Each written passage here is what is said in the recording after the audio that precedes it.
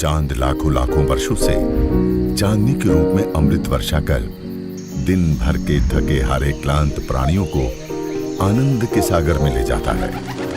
उसी तरह आगरा निवासी धर्मपरायण ब्राह्मण दंपत्ति पंडित जसवंत राव शर्मा सहधर्मिणी राम प्यारी शर्मा के पावन घर में 20 सितंबर 1926 के शुभ दिन संसार को त्राण से मुक्त कर आनंद की ओर ले जाने के लिए एक चांद भगवती देवी के रूप में अवतरित हुआ। उस दिन ये तय हो गया कि भूले भटके भ्रमित विचार की दृष्टि में असहाय लोगों को पालने के लिए स्थूल देह में एक देवी मां का अवतरण हुआ है। जगदम्बे सविनय प्रणाम, सुमनों का अंगीकार करो। जगदम्बे सविनय प्रणाम। जिस तरह चांद 14 कलाओं की छटा बिखेर कर मानव के साथ साथ समस्त प्राणियों को पुलकित करता है, उसी तरह दिव्य मां ने अपनी संपूर्ण कलाओं से जन जन का जीवन आलोकित करने के लिए धरा पर पदार्पण किया। दिव्य आत्मा दिव्य वातावरण में प्रकट होती है। जिस घर में सदैव शंख बजता हो, अगर धूप की सुगंध बिखरती हो, उसी घर में महान आत्मा का अवतरण होता है। जिस तरह महात्मा बुद्ध के अवतरण का महामाया ने सपना देखा था, उसी तरह का स्वप्न पंडित जसवंत राव शर्मा की सहधर्मिणी राम प्यारी ने भी देखा था। राम प्यारी ने सपने में अपने को हिमालय की श्वेत शुभ्र शिखर पर देखा। तभी वहां एक देवी प्रकट हुई। सचमुच ही देवी थी। धीरे धीरे वो छोटी लड़की बन गई और राम प्यारी का हाथ पकड़कर बोली, मां, मैं तुम्हारे घर आने वाली हूं। जिस हिमालय पर गुरुदेव ने जाकर 4 बार तप साधना की, अपने पूर्व जन्म के गुरुदेव की अनुकंपा प्राप्त की, उसी हिमालय से एक देवी उनके पावन संकल्पित कार्य को पूरा करने के लिए धरा पर आ गई। जिस तरह एक कली फूल बन गई, उसी तरह दिव्य आत्मा जो स्थूल देह में भगवती कहलाई, एक दिन छोटी बच्ची से यौवना बन गई। फिर ये विकसित फूल 18 फरवरी 1945 के पावन दिन जगत का नवनिर्माण करने आए पंडित श्री राम शर्मा के सानिध्य में पहुंच जाता है। मां की जितनी गुरुदेव के प्रति श्रद्धा थी, उतनी ही अखंड दीप के लिए थी।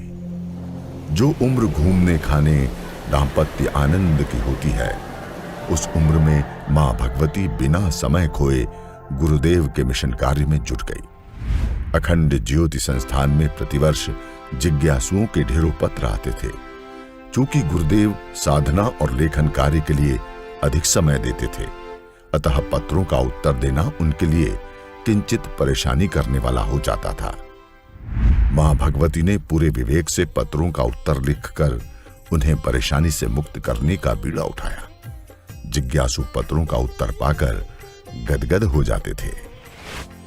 मां भगवती सबको भोजन कराकर सबसे अंत में सोती थी और तीसरा पहर समाप्त होते होते उठ जाती थी।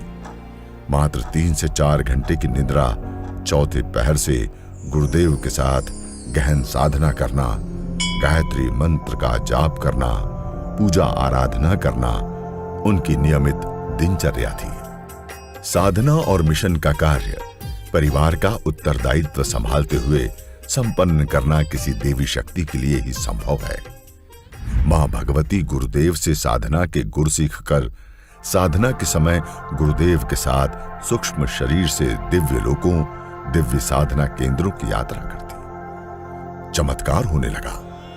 योग की उच्च स्तरीय विभूतियां एवं सिद्धियां उनके व्यक्तित्व के विविध आयामों से अनायास प्रकट होने लगी। साधना के प्रताप से मां भगवती सिद्ध भगवती हो गई। साधना और फिर साधना से प्राप्त ऊर्जा को गुरुदेव के युग निर्माण के संकल्प को पूरा करने के लिए लगाना मां भगवती का ध्येय बन गया, जो जीवन के अंतिम समय तक बना रहा। ये उनके देवी स्वरूप का ही प्रताप था कि गुरुदेव जब 1960-61 में हिमालय की यात्रा पर गए, तब वंदनीय माताजी ने अखंड ज्योति के प्रकाशन का कार्य का संचालन किया। उस समय सब सशंकित थे। गुरुदेव की अनुपस्थिति में इतना बड़ा कार्य कैसे विधिवत सुचारू रूप से निर्बाध चलता रहेगा। पर वंदनीय माताजी ने जितने सुचारू रूप से कार्य संपन्न किया, सब उन्हें महाशक्ति से संबोधित करने लगे। हिमालय में अपने पूर्व जन्म के पूज्य गुरु के सानिध्य में तपरत दिव्य ऋषियों से दिव्य चर्चा करने के उपरांत मथुरा लौट कर आए गुरुदेव ने मथुरा से हरिद्वार आकर विचार क्रांति अभियान को बढ़ाने का निर्णय ले लिया। ये घड़ी वंदनीय माताजी के लिए परीक्षा की घड़ी थी। मथुरा से विदा होने के पूर्व उन्हें बेटी शैलबाला के हाथ पीले करने थे। 3 जून 1971 गायत्री जयंती के शुभ दिन शैलबाला का विवाह डॉक्टर प्रणव पंड्या से हो गया। वंदनीय माताजी के लिए ये घड़ी पुलकन भरी थी।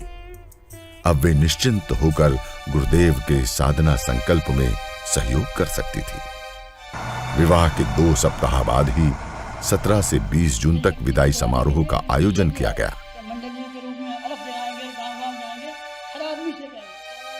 अपने बेटे मृत्युंजय शर्मा को अखंड ज्योति संस्थान का गुरुत्तर भार सौंपकर वंदनीय माताजी गुरुदेव के साथ मथुरा से हरिद्वार के लिए विदा हुई।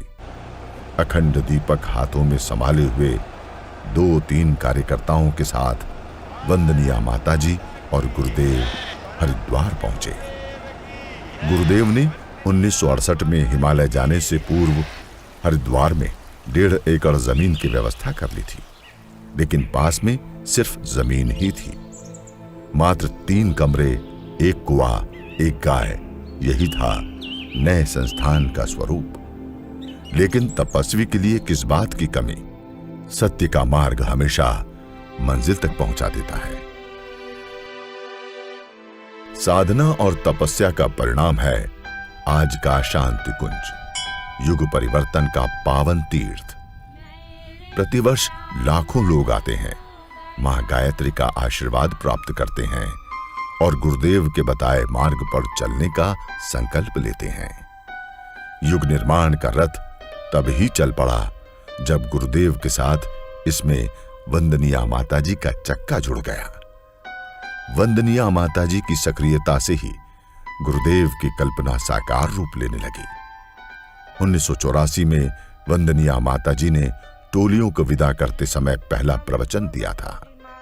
प्रवचन मंच पर विराजमान वंदनीय माताजी के मुख से अविरल प्रवाहमान वाणी, भावपूर्ण शब्द संयोजन से व्यक्त होती उनकी आध्यात्मिक शक्ति धारा ने सबको विस्मय मुग्ध कर दिया। गुरुदेव के साथ साथ वंदनीय माताजी की साधना का प्रताप है आज शांति कुंज ब्रह्म वर्चस्व करोड़ों को संस्कारित कर रहा है। वंदनीय माताजी को नारी को शक्तिशाली बनाने की सदैव चिंता रहती थी। नारी सशक्तिकरण के लिए उन्होंने अथक प्रयास किए। अब ये कार्य शैल दीदी बखूबी कर रही है।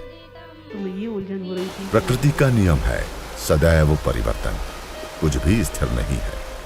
हरे भरे पत्ते कालावधि समाप्त हो जाने के बाद सूख कर झड़ जाते हैं और फिर नए पत्ते आते हैं और एक अवधि तक ये बने रहते हैं। इसी तरह ये मनुष्य जीवन है।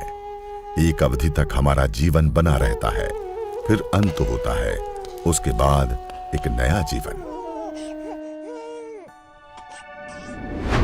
2 जून 1990 गुरुदेव नहीं रहे। उन्होंने स्थूल शरीर छोड़कर सूक्ष्म शरीर में प्रवेश कर लिया है। कितना बड़ा आघात था, पर वंदनीय माताजी की साधना और तपस्या ने व्यथित तो होने दिया, पर विचलित नहीं होने दिया। उन्होंने दिन के सभी कार्य संतुलित रहकर निर्धारित क्रम के अनुसार पूरे किए। वंदनीय माताजी गुरुदेव के पद चिन्हों पर चलने वाली शख्सियत थी। गुरुदेव के पद चिन्ह उन्हें हिमालय की ओर खींच ले गए। 1992 में वे हिमालय की यात्रा पर निकल पड़ी। हिम शिखरों के मध्य पहुंचकर माताजी के भावों में एक अनोखा परिवर्तन दिखने लगा। दीप्त मुखमंडल पर आनंद की सघन रेखाएं उभर आई।